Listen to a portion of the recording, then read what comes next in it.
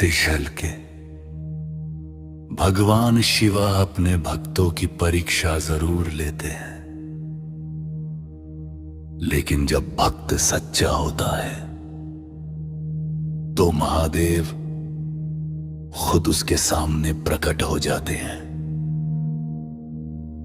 आज की इस कहानी में आप सुनेंगे एक ऐसे गरीब ग्वाले की कहानी जिसे शमशान में खुद महादेव के दर्शन हुए।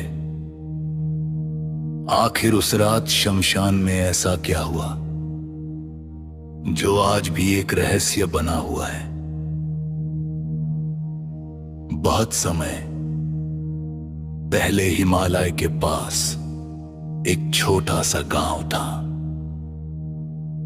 उस गांव के पास एक पुराना शमशान घाट था।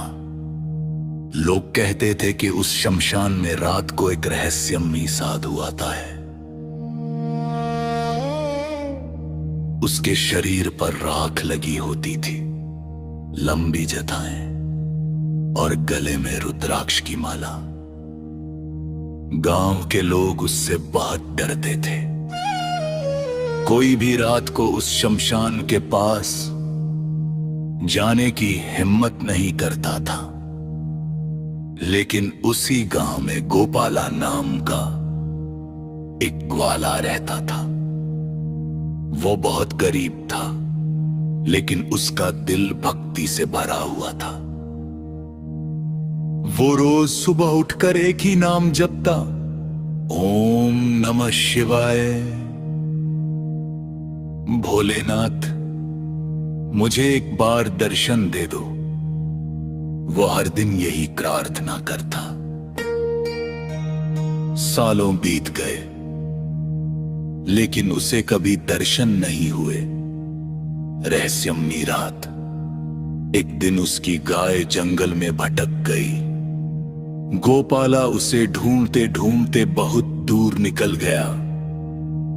धीरे धीरे शाम हो गई और फिर अंधेरा छा गया। जब उसने चारों ओर देखा तो उसे पता चला कि वो उसी शमशान घाट के पास आ गया है। उसका दिल डर से धड़कने लगा। लेकिन तभी उसे दूर आग की हल्की रोशनी दिखाई दी। वह धीरे धीरे उस रोशनी की ओर बढ़ने लगा और फिर उसने जो देखा उसे देखकर उसकी सांस रुक गई। रहस्यमयी साधु। वहां एक साधु बैठा था। उसके शरीर पर चिता की राख लगी थी। जटाएं उसके कंधों पर लटक रही थी और उसकी आंखों में एक अजीब सा तेज था। ऐसा लग रहा था जैसे वह सब कुछ जानता हो। तभी अचानक वह साधु बोला, आ गया तू गोपाला। गोपाला चौंक गया।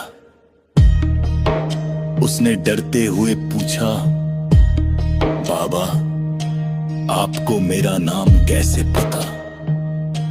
साधु हल्के से मुस्कुराया, जो सबके मन की बात जानता है, उसे नाम जानने में क्या देर लगती है। महादेव की परीक्षा। साधु ने उससे पूछा, तू रोज किसे पुकारता है? गोपाला बोला, मैं तो बस अपने भोलेनाथ को पुकारता हूं। साधु ने फिर पूछा, अगर महादेव अभी तेरे सामने आ जाए तो तू क्या करेगा? गोपाला तुरंत जमीन पर बैठ गया। उसकी आंखों से आंसू निकल आए। वो बोला, मैं उनके चरण पकड़ लूंगा और उनसे कहूंगा कि मुझे कभी अपने से दूर मत करना। महादेव का प्रकट होना। इतना सुनते ही अचानक तेज हवा चलने लगी। शमशान की आग भड़क उठी। आसमान में बादल गरजने लगे और फिर उस साधु का रूप बदलने लगा। उसकी जटाएं आकाश तक फैल गई। गले में सर्प लिपट गया। माथे पर तीसरा नेत्र चमकने लगा और सिर पर अर्धचंद्र दिखाई देने लगा। गोपाला कांपते हुए जमीन पर गिर पड़ा। उसकी आंखों से आंसू बहने लगे। वो समझ गया ये कोई साधु नहीं, स्वयं महादेव है। महादेव का आशीर्वाद। महादेव ने उसे उठाया और बोले, गोपाला, मैं रोज तेरी भक्ति सुनता था।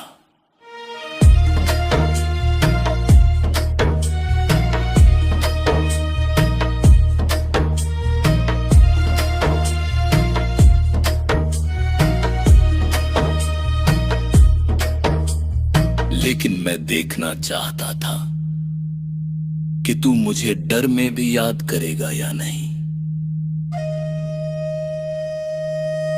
गोपाला रोते हुए बोला, भोलेनाथ, मुझे बस आपकी भक्ति चाहिए। महादेव मुस्कुराए। उन्होंने अपनी जटा से भस्म निकाली और उसके माथे पर लगा दी।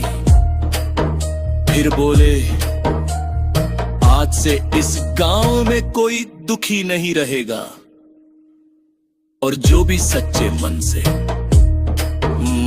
नमः शिवाय बोलेगा, मैं उसके पास जरूर आऊंगा। इतना कहकर महादेव प्रकाश में विलीन हो गए। अगली सुबह जब गांव वाले शमशान पहुंचे तो उन्होंने देखा कि वहां एक शिवलिंग प्रकट हो चुका था।